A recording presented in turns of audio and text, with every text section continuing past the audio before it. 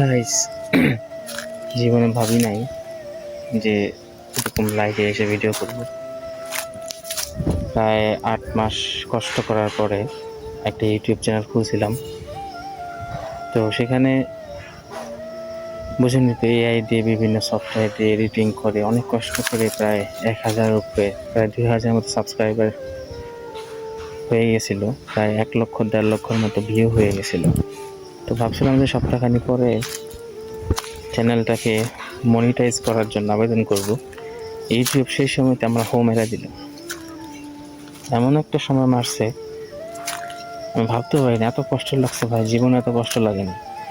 যারা ইউটিউব নিয়ে কাজ করেন একমাত্র তারাই বুঝবেন যে কি পরিমাণ কষ্ট লাগে একটা চ্যানেল যদি ইউটিউব রিমুভ করে দেয়। তো ইউটিউব আমার হোম মারছে, এটা কষ্ট না, কষ্ট হচ্ছে মারতেই আর আগে মারতে, কিন্তু সব কিছু কমপ্লিট হওয়ার পর কেন মারলি, আগেও তো মারতে পারতি। দেখছে যে আমার ভিউ বেশি, সাবস্ক্রাইবার অটোমেটিকলি গ্রোথ হচ্ছে, ওই সময় তো আমার হোটা মেরে দিছে। এই কষ্টটা ভাই, যারা এই কষ্ট করে তারা থাকতেও বুঝবো না। যাক, ইউটিউব যা করছে আমার হোমাইরা ভালো করছে।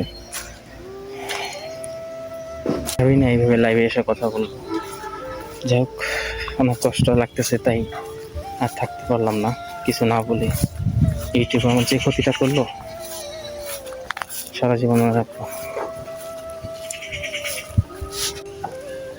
আগে যে চ্যানেলটা ছিল ওইটার মধ্যে একটা ভিডিও আপলোড দিলে 10 মিনিটে 1K 2K ভিউ হয়ে যেত।